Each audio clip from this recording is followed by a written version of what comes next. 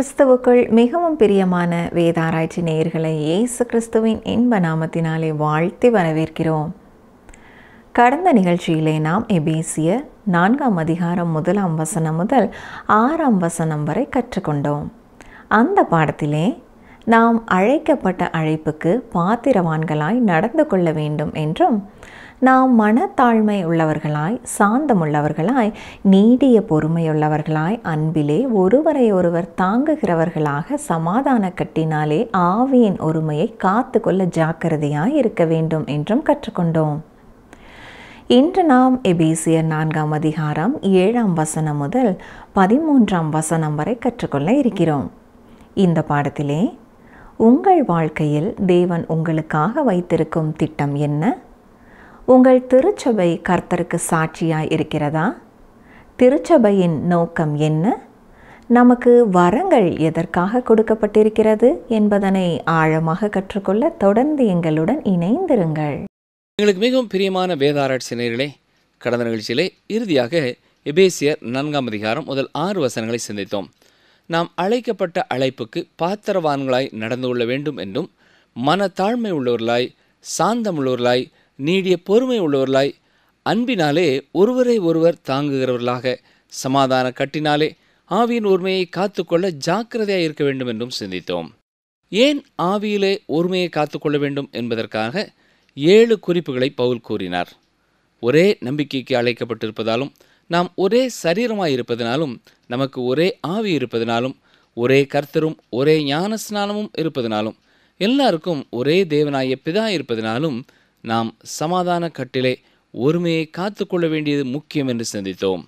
ஒரு விசுவாசியினுடைய நடக்கையை குறித்து பவுல் கூறிய பொழுது, முதலாவது தனியான ஒரு விசுவாசியினுடைய வாழ்க்கையிலே அவன் எப்படி இருக்க வேண்டும் என்று கூறினார். அதுதான் அந்த விசுவாசி மனத்தாழ்மை உள்ளவனாய் இருக்க வேண்டும். பின்னர் கிறிஸ்துவின் சரீரமாகிய திருச்சபையிலே ஒரு மனப்பாட்டோடு அவன் வாழ வேண்டும் என்றும் சிந்தித்தோம். எபேசியர் 4 அதிகாரம் 6 வசனத்தின் இறுதியிலே சொல்லும் பொழுது, அவர் எல்லார் மேலும் எல்லாரோடும் உங்கள் எல்லாருக்குள்ளும் இருக்கிறவர் என்று கூறியிருக்கிறார். அவர் சிருஷ்டிப்புகளுக்கெல்லாம் மேலானவர்.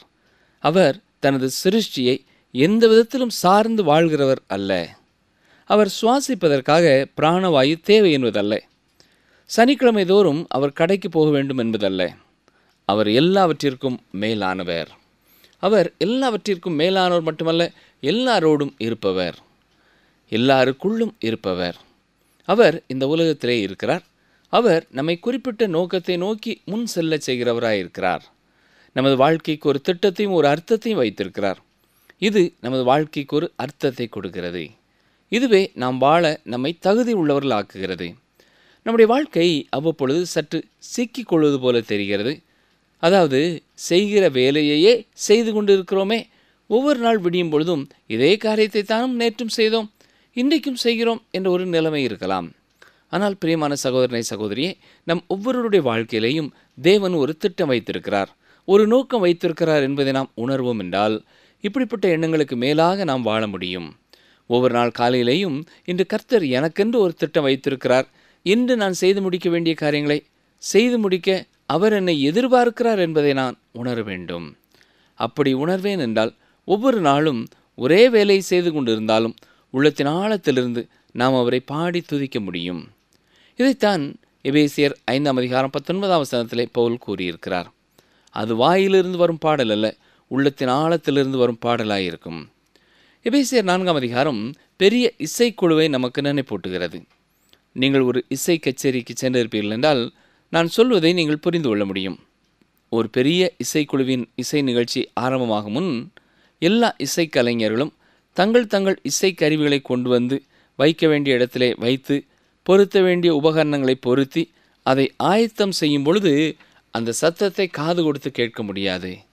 ஆனால் சில நிமிடங்களுக்கு பின்னர் இசை நிகழ்ச்சி ஆரம்பமாகும் பொழுது அதை ஒருங்கிணைத்து நடத்துபவர் நடத்தும் பொழுது அந்த இசைக்கப்படுவது மிக அற்புதமான ஒன்றாயிருக்கும்.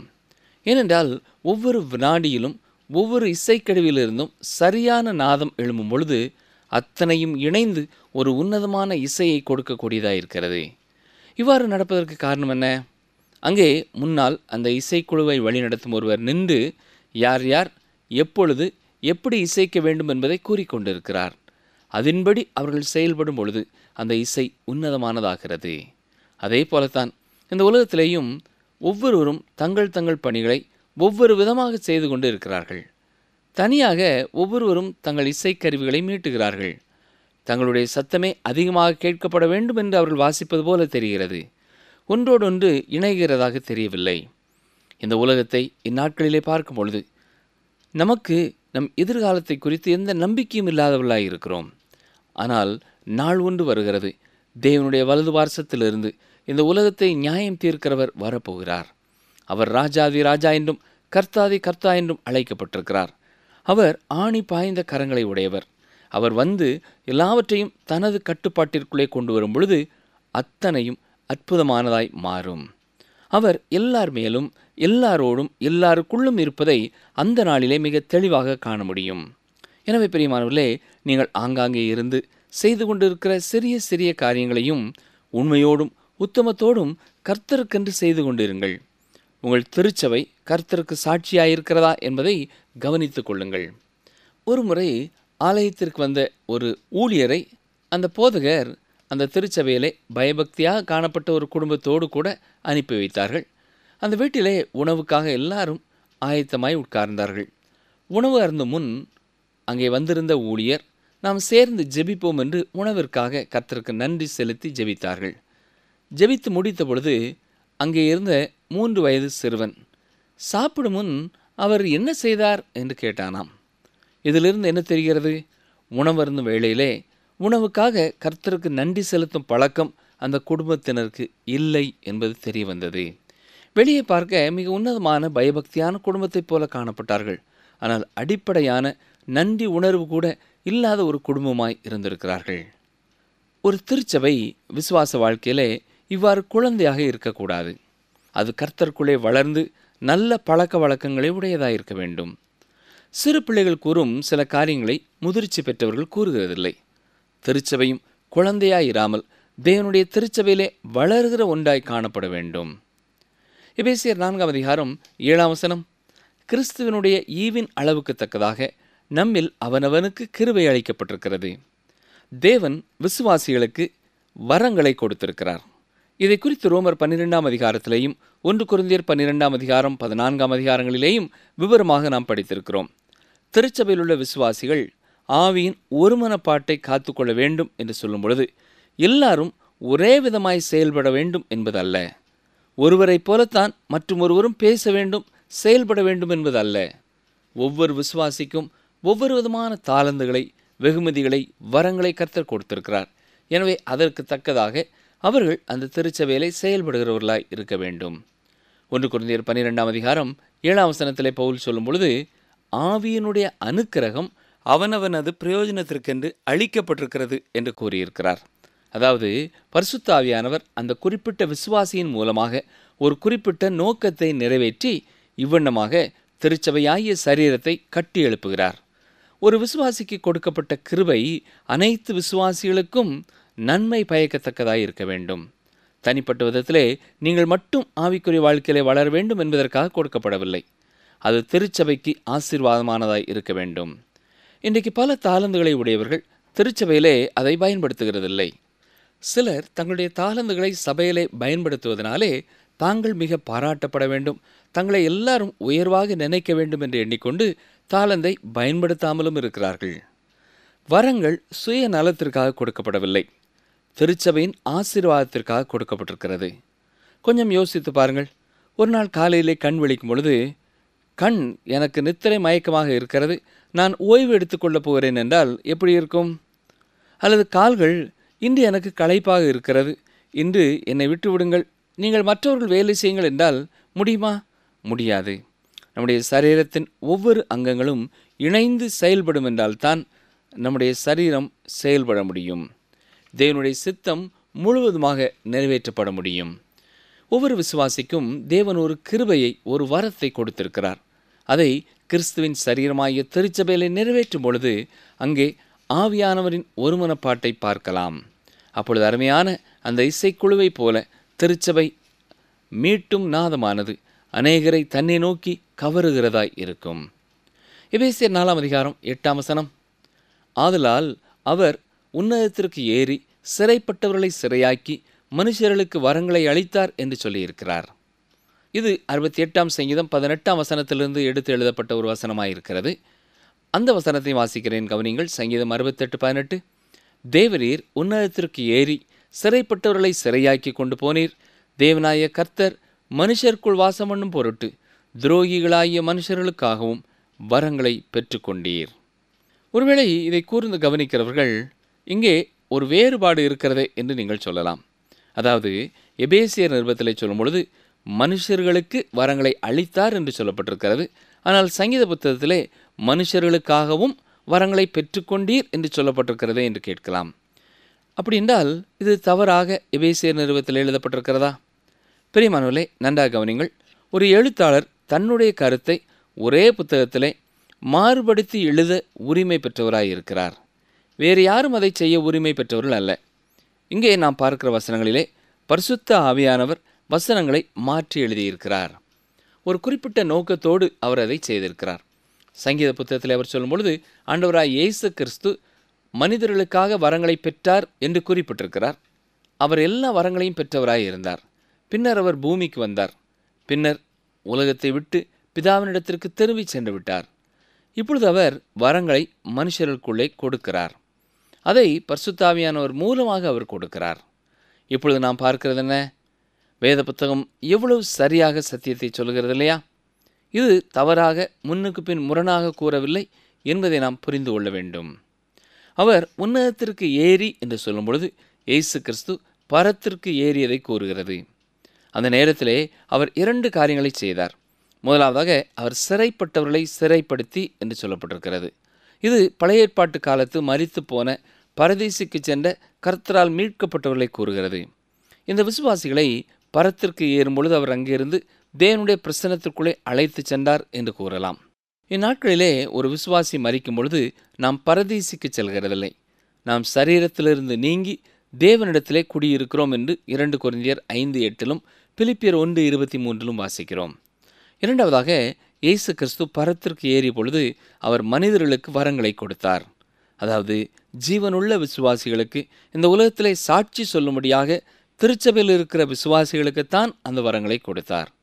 அவர் பரத்திற்கு ஏறிய பொழுது இயேசு கிறிஸ்து பழைய ஏற்பாட்டின் விசுவாசிகளை தேவனுடைய பிரசன்னத்திற்குள்ளே கொண்டு வந்தது மட்டுமல்ல, பரிசுத்த ஆவியானவர் மூலமாக நமக்கு வரங்களையும் ஈந்தார். பெந்தேகோஸ்தே நாளன்று பரிசுத்த ஆவியானவர் கிறிஸ்துவின் சரீரமாகிய சபைக்குள்ளே விசுவாசிகளுக்கு ஞான ஸ்நானம் கொடுத்தார். அது மட்டுமல்ல, அவர்களுக்கு மேலும் சில வரங்களை கொடுத்து திருச்சபையின் சரீரமாக செயல்படும்படியாய் செய்தார். கிறிஸ்துவின் சரீரமாகிய திருச்சபையிலே ஒவ்வொருவரும் ஒவ்வொரு நிலையிலே செயல்படும்படியாக பரிசுத்த ஆவியானவர் இன்றைக்கும் நம்மோடு கூட செயல்பட்டு கொண்டே இருக்கிறார். எபேசியர் 4 அதிகாரம் 9-10 வசனங்களை கவனியுங்கள். ஏறினார் என்பதனாலே அவர் அதற்கு முன்னே பூமியின் தாழ்விடங்களில் இறங்கினார் என்று விளங்குகிறதல்லவா? இறங்கினவரே எல்லாவற்றையும் நிரப்பத்தக்கதாக எல்லா வானங்களுக்கும் மேலாக உன்னதத்திற்கு ஏறினவருமாயிருக்கிறார். ஏறினார் என்று சொல்வதனாலே அவர் முதலாவது இறங்கினார் என்பது தெளிவுபடுத்தப்படுகிறது. சிலர் இதை குறித்து சிந்திக்கும் பொழுது இயேசு கிறிஸ்து மனுவுரு எடுத்து மனிதனாய் பிறந்தார் என்பதை மட்டுமே சிந்திக்கிறார்கள். ஆதி திருச்சபையின் பக்தர்கள் அவர் இறங்கினார் என்று சொல்லும் பொழுது அவர் பாதாளத்திற்கு இறங்கி பழைய ஏற்பாட்டு பரிசுத்தவான்களை தன்னோடு தேவனுடைய பிரசன்னத்திற்கு அழைத்து சென்றார் என்பதையும் தெளிவுபடுத்தினார்கள். இவ்வாறு சொல்வதனாலே அவர் தனது சிலுவை பாடு மரணங்களை தவிர மீண்டும் அவர் பாடுபட்டார் என்று அர்த்தம் கொள்ளக்கூடாது. அவர் மனு உரு எடுத்து சிலுவை மரணத்தை சந்தித்ததே அவர் உன்னதத்தை விட்டு தாழ பூமியிலே நமக்காக இறங்கியதை தெளிவுபடுத்துகிறது. இதுவே அவர் பழைய ஏற்பாட்டு பரிசுத்தவான்களையும் உன்னதத்திற்கு எடுத்துச் செல்ல போதுமானதாயிருக்கிறது. எபேசியர் 4 அதிகாரம் 11-13 வரை வாசிக்கிறேன். மேலும் நாம் அனைவரும் தேவனுடைய குமாரனை பற்றும் விசுவாசத்திலும் அறிவிலும் ஒருமைப்பட்டவர்களாகி கிறிஸ்துவனுடைய நிறைவான வளர்ச்சியின் அளவுக்கு தக்க பூரண புருஷராகும் வரைக்கும் பரிசுத்தவான்கள் சீர்பொருந்தும் பொருட்டு சுவிசேஷ ஊழியத்தின் வேலைக்காகவும் கிறிஸ்துவின் சரீரமாகிய சபையானது பக்தி விருத்தி அடைவதற்காகவும் அவர் சிலரை அப்போஸ்தலராகவும் சிலரை தீர்க்கதரிசிகளாகவும் சிலரை சுவிசேஷகராகவும் சிலரை மெய்ப்பராகவும் போதகராகவும் ஏற்படுத்தினார். இந்த வசனம் கர்த்தர் சிலருக்கு கொடுத்த வரங்களை குறித்து சொல்லவில்லை.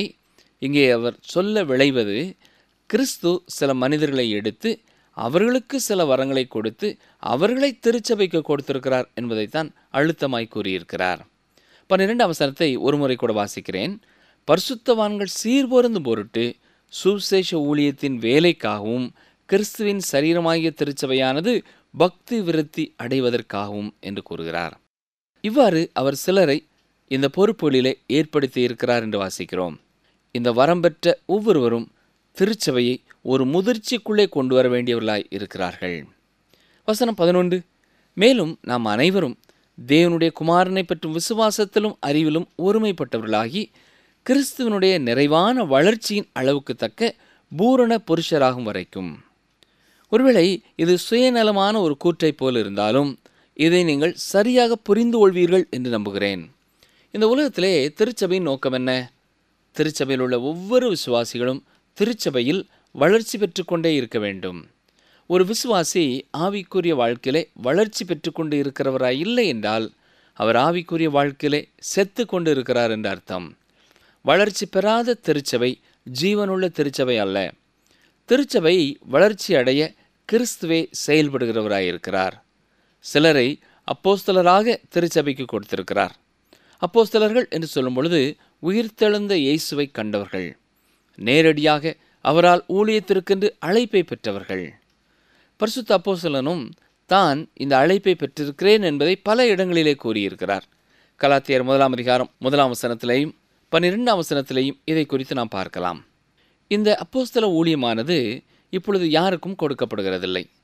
சிலரை தீர்க்கதரிசிகளாக என்று கூறியிருக்கிறார். இது புதிய ஏற்பாட்டு தீர்க்கதரிசிகளை குறிக்கிறது. இதை குறித்து எபேசியர் 3ஆம் அதிகாரம் 5ஆம் வசனத்திலேயும் நாம் பார்க்கலாம். பரிசுத்த ஆவியினாலே உந்தி தள்ளப்பட்டவர்களாக தேவனால் பயன்படுத்தப்பட்டவர்கள்தான் இவர்கள். இவர்களை போதகர்களிலிருந்து வேறுபடுத்தலாம். 1 கொரிந்தியர் 12ஆம் அதிகாரம் 10ஆம் வசனத்தையும் வாசித்து பாருங்கள். இன்றைக்கு நம்மை சுற்றி அப்போஸ்தலர்களோ வேதம் கூறும் இந்த தீர்க்கதரிசிகளோ இல்லை. அந்நாட்களிலே இந்த பணிகளை செய்தவர்களும் திருச்சபையின் அங்கத்தினர்களாய் இருந்தார்கள். அவருடைய திருச்சபை இந்த உலகத்திலே மட்டும் வாழ்கிறதாக இல்லை. அந்த திருச்சபையின் ஒரு பகுதி பரலோகத்தில் அவரோடு இருக்கிறது. அவர்கள் நம்மோடு இருக்கிறார்கள். அப்போஸ்தலனாகிய பவுல் சரீரத்திலே காணப்படாவிட்டாலும் கிறிஸ்துவோடு அவர் இருக்கிறார். இப்பொழுது அவர் திருச்சபையின் அங்கமாய் இருக்கிறார். மேலும் சிலரை சுவிசேஷகராக ஏற்படுத்தியிருக்கிறார். இவர்கள் பயணம் செய்து நற்செய்தியை அறிவிக்கிறவர்கள். அப்போஸ்தலனாகிய பவுல் ஒரு சுவிசேஷகர். இந்த காலத்தில் இருக்கிற ஒரு சுவிசேஷகரை போல அல்ல.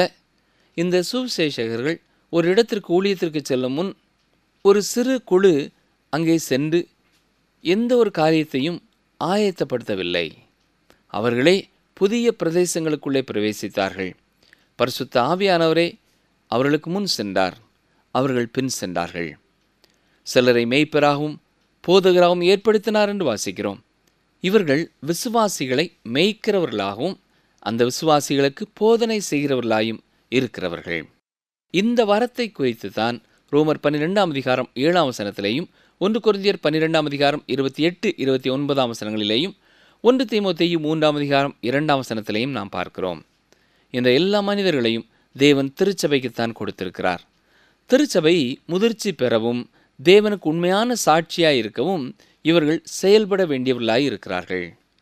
திருச்சபை இந்த உலகத்திலே அறிவற்றதாய் காணப்படக்கூடாது. இந்த ஊழியக்காரர்கள் எல்லாரும் திருச்சபையை முதிர்ச்சி பெற்றதாக மாற்ற வேண்டும்.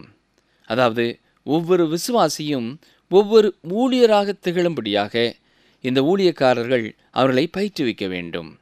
இது மிகச் சில திருச்சபைகளிலே நடைபெறுகிறது.